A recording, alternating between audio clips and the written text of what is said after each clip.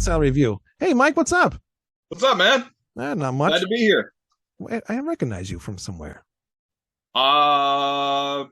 Hopefully Infernal Tyrant, but probably Metal Thrashing Nerd Podcast. Oh, that's right. That's right. Because you're on our network, aren't you? Yeah. You are. Well, welcome to Rat Salad Review Network. This is the first time I've had you on this show. I'm glad we could finally do this. I mean, we both have such odd schedules. It's kind of hard to time this. Yeah, you do have a really weird schedule. I could not do what you do.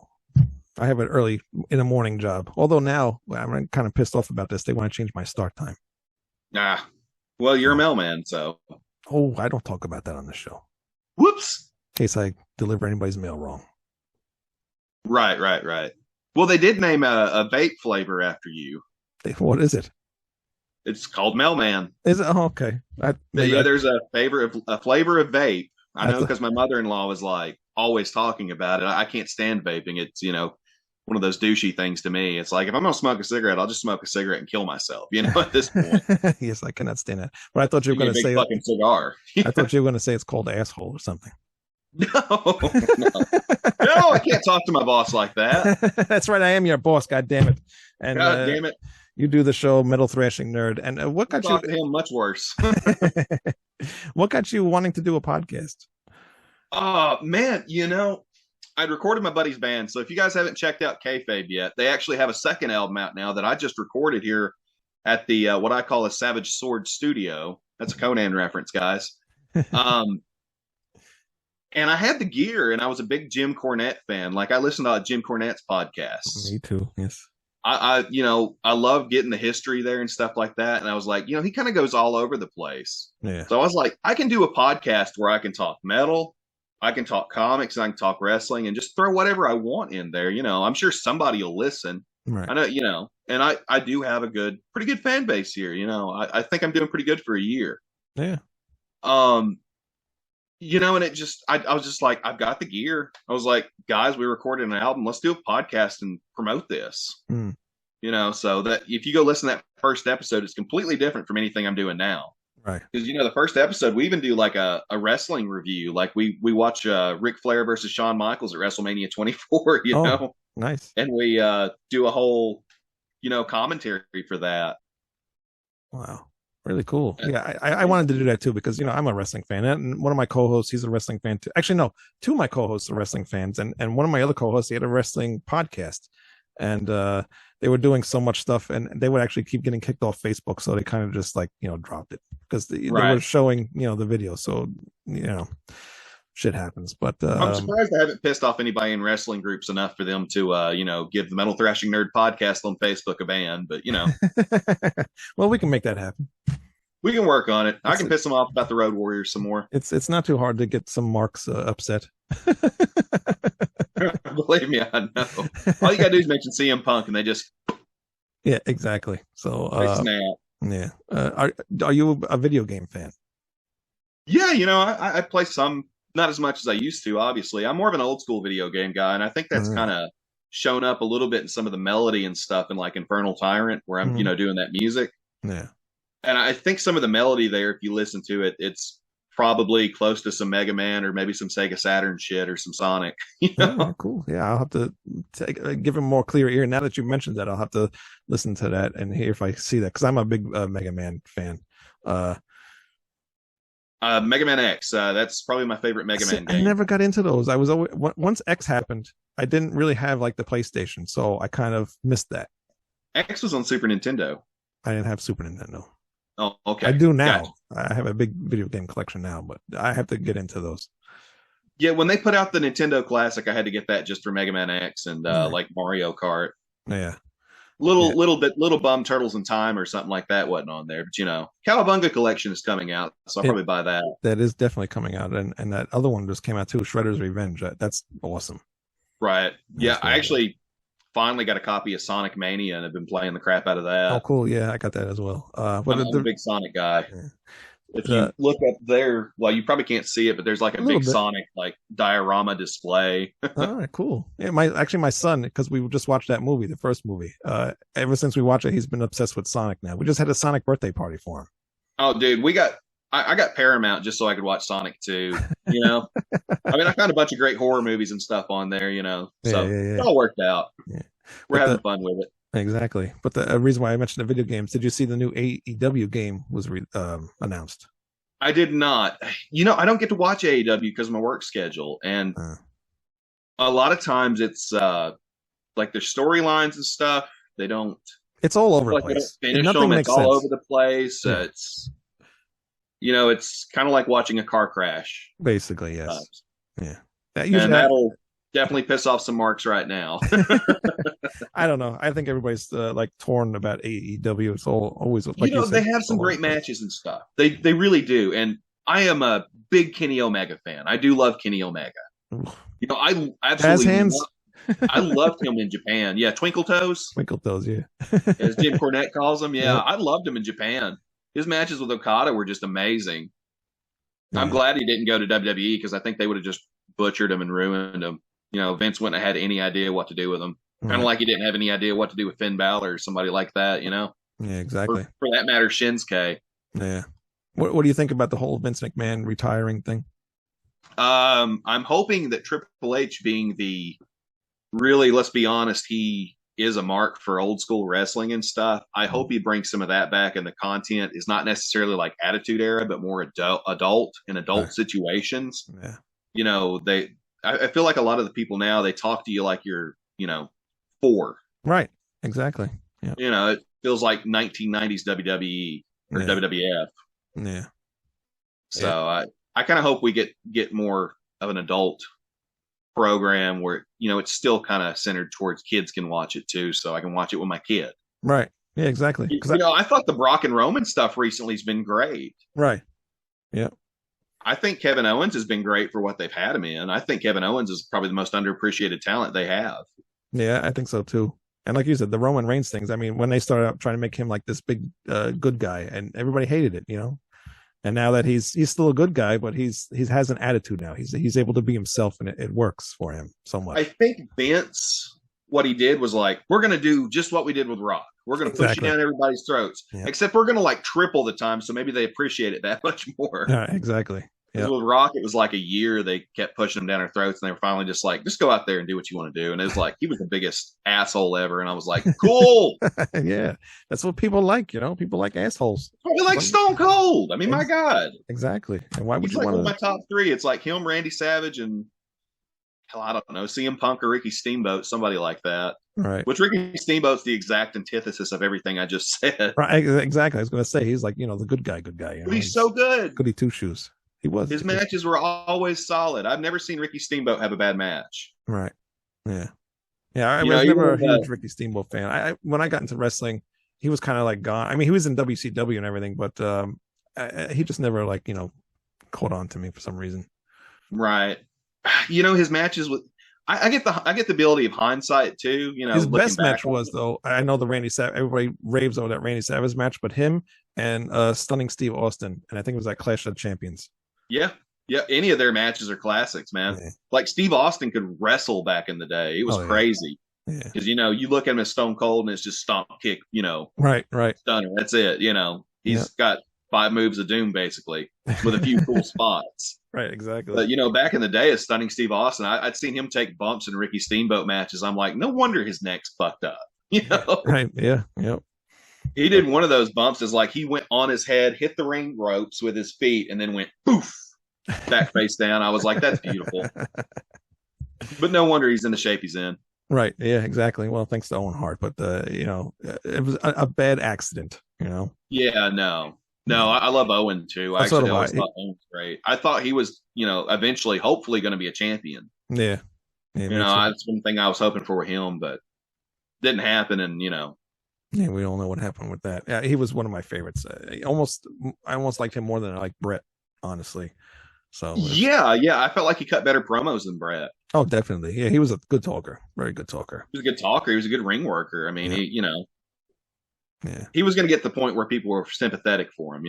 Yeah, definitely. So, but it's a shame how that ended up happening. But no, I would have loved everybody chanting Nugget as he went into the Hall of Fame. Right? Yeah, and he would have loved it too. He was a jokester, so he would have loved that. Have you ever heard the story about him and Vince McMahon? I'm not The sure. prank you pulled on Vince. Okay, so get a load of this before we get into the actual thing. We're here to talk about the Yeah. album. I'm gonna sidetrack us here. So Owen Hart, one time there was a match between Triple H and God, it was one of the hillbilly gimmicks. I can't remember which one. It was one of the God ones. Mm, But they had a hog pin match. okay. I don't know if you've ever seen this. It was Triple Yeah. H when he was still the Blue Blood. Yeah, I You've think it seen was the hog on. pin match? Yep, I think it was in your house, right? Yeah, it was one of the in your Yeah. houses. Yeah, I think it was It that. might have been Doghouse or something like that. Yeah, yeah. Either way, so Owen decides, well, there's all these pigs and stuff. He's like, well, I want to, Owen was a ribber. Right. So he wrangled all these pigs together and he put them in the worst place possible. He actually put them in Vince McMahon's office. Oh, yes. So Yeah. everybody thought, it's going to be hell. Vince is going to kill him. And they said Vince just laughed with all the pigs in his office running around. So Right. I'm a terrible storyteller. Yeah. I was waiting for this big climatic thing, but yes, I do remember that story now. But yeah. Yeah, no, I'm a terrible storyteller. I couldn't How imagine. the hell I got into podcasting, I don't fucking know. I guess I'm good at asking questions. You're fired again. I'm a shitty guest. That's all right. I've had some pretty terrible guests, but you're fine. Yeah. You're doing perfect. This is only my second interview about anything I do. So, Oh, really? yeah, well, actually, third. I forgot I did one back in the Malviant days. All right. Well, I'm sorry to hear that. Yeah, Well, let's get to Infernal Tyrant. How did you get? Were you involved in another band, or how did this thing become?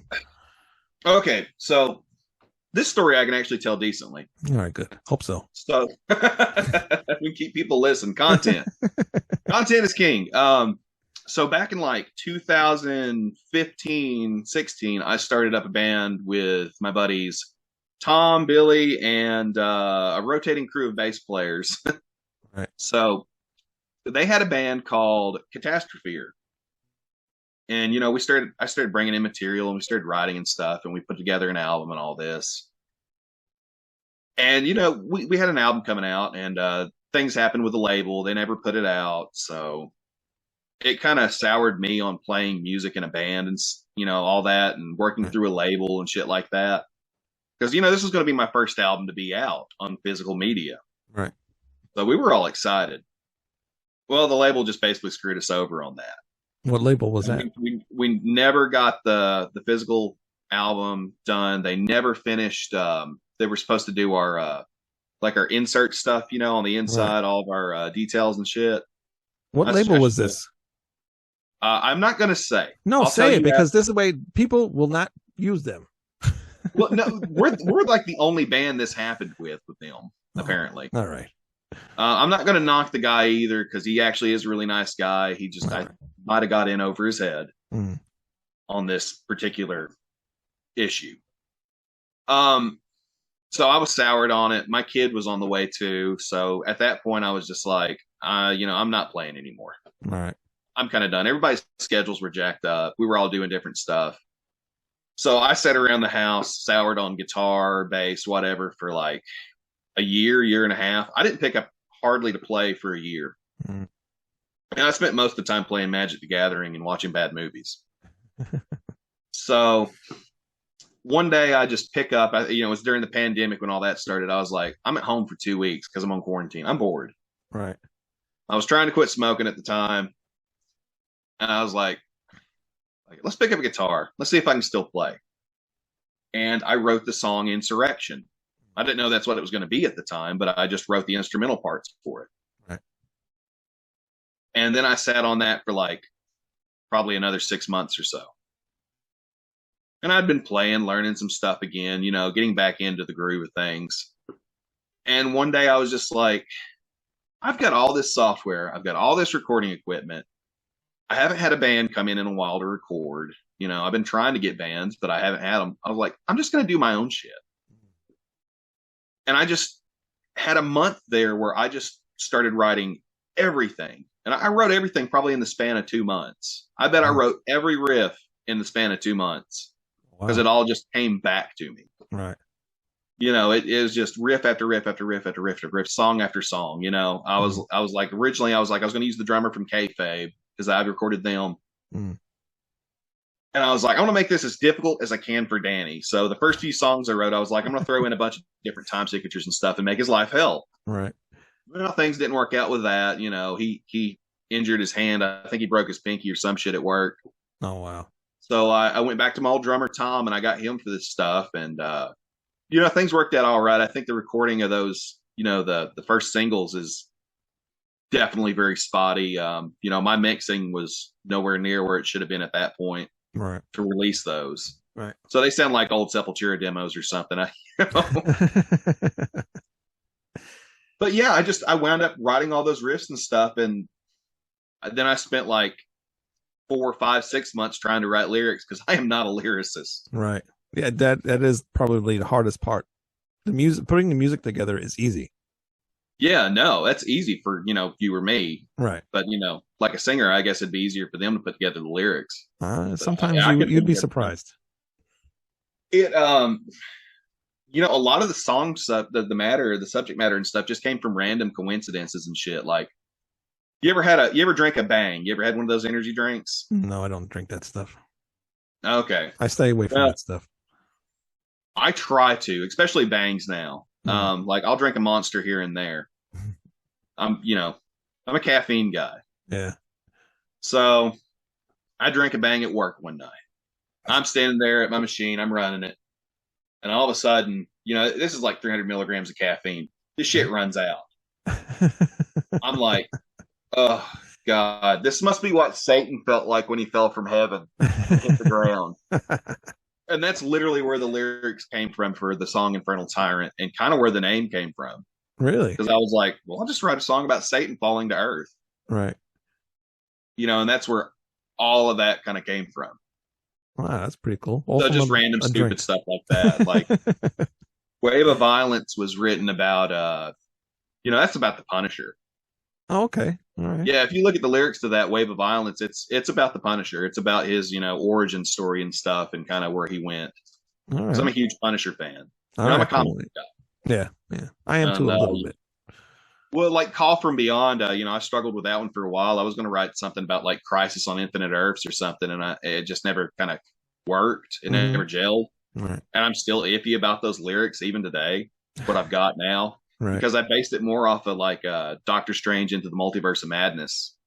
Okay. All right. So I still haven't gotten into that yet. Soon. I will get into that soon. Oh, it's a great movie. You know what it is? I'm trying to get my son. My son just all of a sudden, I don't know why, started loving Iron Man. Oh, my kid, Hulk. Hulk. All right. Yeah, I can't get him into Hulk, but Iron Man, forget it. Because you know what it is? He's got gold on him. And all of a sudden, my son got like obsessed with things that are gold. With mine, I've been conditioning mine since he was like a baby. Like he came home, listening to Bathery. He used to go to sleep listening to Hammerheart, guys. Oh my God, that's funny. But but like that, and we used to watch Batman the Animated Series together a lot. Okay. So I got him started up on that from the '90s Batman cartoon, and it's kind of spiraled into now I can work it into Marvel. So I can even sit there and he'll watch Shang-Chi or something with me, something random. So yeah, it's been fun. He's been fun to work around trying to mix an album while he's watching Paw Patrol in the back. Oh my God. Yeah. I can imagine that. When I recorded my stuff, my son was just born. And, you only have that. And you know how it is. You only have that like span of time, either when they're sleeping or when they're awake. And, as long as your wife's watching the kid or whatever, you get down and record what you got to record, but you only got that short span of time. Yeah, no. That's the upside of my schedule is I get off at 1 a.m. So they're usually asleep. So, yeah, so that kind of works for you. I can come in here to the living room. I can sit at my computer. I can plug in a guitar, find a guitar tone, and, just go. Yeah. When did you plug in the Explorer and go? Yeah. When did you start getting into production? Probably about the time I recorded the first Kayfabe album, which has been like about a year and a half. So you picked it up fairly quick then, because listening to some of the songs that you sent for this album, I really do. I love your guitar tone. I love the guitar sounds. We spoke about the drum stuff, but I think it works with your music. I mean, I hear a lot of overkill in it. And you mentioned Sepultura with your older demos, but I do hear some of that Sepultura, especially with your vocals. I hear like a early Sepultura sound in there a little bit. And it's funny because the guy, I keep getting different reviews on my vocals. Like one guy's like, it reminds me of early Creator. And yeah, then I get another guy. So the guy used to be in the band with Malviant. He was the singer for that band and the guitar player too. And he actually said to me, he was like, dude, why didn't you tell me you could sing like David Vincent? I was like, what are you talking about? He's like, this sounds like the first fucking Morbid Angel album. It sounds like Altar of Madness. I was like, cool, I'll take it. Oh, wow. I'm a shitty singer. I'll take it. I don't see myself as a good singer. It's really weird too with this album. I didn't plan to put keyboards and stuff in it. Right. Like I didn't plan to put synths and like little orchestra pieces in it, but it's like a little bit of everything I've ever listened to over the years, which is a lot of stuff. Right. It's kind of worked its way in there. And I even like got a stack of albums here. I was going to show you kind of some of the stuff I'm into, like that. Oh, cool. That's childhood, man. Oh yeah, definitely. What'd you pay for that vinyl? Cool. Is that original? Or is that like a remaster? Oh, it's a remaster. Okay. I wish it was original. I could hear David Ellison's vocals on there instead of Dave's. Yeah. Yeah, I mean, and that, Individual Thought Patterns by Death was a huge influence. Chuck's guitar work is just phenomenal. Right, yeah. And we actually reviewed that album not too long ago. It was the first time I actually heard it. Really? Yeah. I wasn't never really a huge Death fan. I mean, I'm wearing a Death shirt right now. So yeah, I see that. I'm a huge Death fan. If you ask me if anybody has a perfect discography, I will say Death, hands down. I don't think there's a bad song in any of their albums. Right. I think it's all solid. You see a large amount of growth through each album. Mm. Yeah, most of the guys on our podcast love Death, but I just never got. You know what it is, when they came out like earlier on, I wasn't into that kind of growling type vocals type stuff, so I really never got into it. Well, I mean, it's kind of one of the places it starts too, and as you go further along, like if you listen to Sound of Perseverance, I bet you'd really love that album.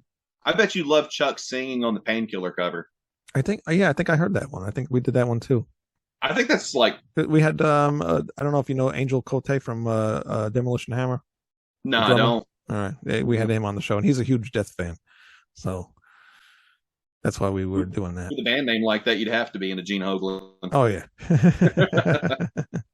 So, but vocally, I'm very heavily inspired by Carcass. Okay, cool. Yep, I have that. Jeff Walker's one of my favorite singers, man. Yeah, he works with that band. Yes, definitely. Yeah, I mean, well, you can hear it in the riffs too, man. I probably ripped off a couple of Carcass riffs in like Call from Beyond. Yeah, I know. I sent that to a buddy of mine who was on the podcast, Richie Randall, and I was like, I'm not too worried about you stealing this from me, because if you do, I just got to let Carcass know, and they can probably just sue your ass. So like even on I just saw what you did. I see that. Yep. On the opposite side, we've got Follow the Blind. That's been a big influence. Blind Guardian's one of my favorite bands. Yeah, they used to be mine up until after Imaginations from the Other Side. After that, I love that album. I do too. That was my favorite. When they get into Nightfall, that I'm not as big into them. Yeah. Which is funny because every time you mention Blind Guardian, everybody's like, "Oh, Nightfall." And I was like, No. Somewhere in Time, or Follow the Blind. Exactly. Yep. Twilight World. Yeah. Here's an oddball, but yeah, that's where a lot of the guitar harmonies come from, and a lot of the guitar harmonies come from here. Yeah, of course. That's not oddball. It's I mean, this is probably my favorite live album. It's either this or Live at Budokan by Cheap Trick, which I know it will throw people off. That's it. It's a good one too. Cheap Trick's awesome. No, Cheap Trick's great. I fucking love Cheap Trick. Oh God, I got a little stack here. So this is my favorite Priest album, Sad Wings. Yeah, very good one. Definitely. Yeah. No, Ripper, Victims of Change. I've always really liked the song Tyrant. Yeah. Although I hate, and we actually were doing a Judas Priest versus Iron Maiden podcast now. I've noticed. Yeah, and I don't know if you watched the first one, but I talk about Tyrant, and I hate how he goes Tyrant, because it sounds like he's tired, like he just woke up from a nap and he's like yawning it. No, I love it. You know what it is? I like the Overkill version of Tyrant, and they probably do it better. Yeah. I like the Creator version of Grinder better than I do the original. Really? Oh, that's interesting. Well, I love Creator. Speaking of which, I do too. That's my favorite Creator album, Terrible Certainty. Yeah, that's the first one I started with too. Yeah, I mean, it got me into him. God, it's such a good album, man. It definitely is a good album. I'm trying to run through these real quick because I've got a podcast after this. Yeah, you do. You can't go wrong with Creator. Well, you can't go wrong with this album either. Nope, that's another good one. So Beneath the Remains is one of my favorites, man. Anybody watching this, you see all these records that he's pulling out here. A lot of this, you can hear a lot of these influences on your album. Well, hopefully you can hear a little bit of this one. I'm not a huge fan of Battery, so I wouldn't know what they really sound like. So this is early black metal style Battery. This is stuff that influenced like second wave black metal and shit. Yeah, so it sounds like a 4-track. Pretty much, yes. He recorded the double bass on his first album by using he'd hit the kick drum for the singles, and then when he re-recorded the double bass, he took a tom and set it up like a floor tom and used it as a double bass. Absolutely. There's not even a hi-hat on the first Bathory album. Oh my god! Yeah, and people praise it. People praise that, but it works. It works. Yeah, I praise it. I fucking love Bathory. Well, hey, whatever works, man. It doesn't matter. I love his drum sound on Hammerheart. Yeah. That's into the Viking era. You probably like the singing a lot better. I'll have to check it out because so many people like that band, and I just never got into it. I have to check it out more. Right. It's like he looked at everything was like, I'm going to go the exact opposite way of what everybody else is doing. Right. So, we were talking about Halloween on a recent episode of my podcast. So I'm more of a Gamma Ray guy. Land of the Free. That's the best album they ever did, to be honest with you. In my opinion, it's No World Order, but okay. All right. Yeah, I don't think it's as good as that one, though. I love No World Order. With that one, Kai Hansen came back on vocals, and you got Michael Kiske in there as well, and even Hansi from Blind Guardian's on there, and it's just every song was just one good thing after the other. Avantasia before we got Avantasia in that sense. Right, yeah. Basically. Everybody's on there. Exactly. Well, that's what got me into Kai was Blind Guardian. Okay. Because he was on a couple of their songs. Right, yeah. Yeah, on the first two albums. He's on Valhalla and Tales from the Twilight World. Yeah. Or Lost in the Twilight Hall, that's what it is. Yeah. And, of course, the album that started it all for me. Metallica, Ride the Lightning. 11 years old, man. Really? That's how I started, That, Fight Fire with Fire. When I first heard that, I heard those guitars. Right. And I was like, what is this, ballet music? I told my aunt, I was like, this sounds like ballet music. She's like, give it a minute. Let it work its way into it. Right. It's like, all right, whatever. And then all of a sudden, bam, my mind explodes, 11 years old, and I was ruined. Right. What do you feel about Metallica now, though? Because a lot of people don't like them as much anymore. Kind of half and half. Yeah. I'm kind of half and half on them. Like, I've got Death Magnetic over there. I've got Garage Inc., Those are both great albums. One's a cover. Yeah. Uh-oh. What happened? Oh, you hit mute. You're on mute. Mute. Mute. You're on mute for some reason. There you go. What the hell did that happen? Sorry. Man. Yeah, no, that's my next interview, Colin. All right. Well, we ran over late because I was on your show earlier, so we're running late here. But let's anything else you want to talk about Infernal Tyrant before we leave? Just let people know where it's available. I just started the Facebook for it, so all you got to do is type in Infernal Tyrant. It's on Twitter at Tyrant Infernal. It is on Instagram at Infernal Tyrant Thrash. You can hear it on Spotify, Amazon. I don't think you can hear it on. You might be able to hear it on Amazon. I'm not sure. I don't check on there. Apple, you name it. Just basically all the major streaming sites. I don't really worry about Amazon too much. I use Amazon, so it better be on there. All right. Well, maybe it's on Amazon. And if it's not, make sure it gets on there. Just scream it at Alexa and play Infernal Tyrant. Alexa, play Infernal Tyrant. Playing Infernal Tyrant. Hey man, this has been fun. It's been fun, guys. Just where can we go to see your podcast, Metal Thrashing Nerd? Oh, Rat Salad, of course. Oh yeah. But what's your link? So everybody can go to you and subscribe to you because I want you to get your the subscribes too. So. Oh yeah. No, as far as subscribing to me, I mean, I'm on Buzzsprout, I'm on Spotify, I'm on all the same stuff. All right. If you go to buzzsprout.com and type in Metal Thrashing Nerd Podcast, you can find me there. All right, very cool. So everybody, please go hit subscribe and go look for his band Infernal Tyrant. You're gonna love it if you love Overkill, Annihilator, Sepultura, like all the stuff that he showed me too before. You're gonna hear a lot of those influences in that album, and you're gonna love it. I guarantee. Yeah. So guarantee. Exactly. Hey man, thanks for having me. I appreciate it, Wayne. No problem, and thanks for coming on the show. Thanks for having me on your show, and we will talk soon. All right. Absolutely, bro. All right, everybody go to ratsaladreview.com. We'll see you next week. Goodbye.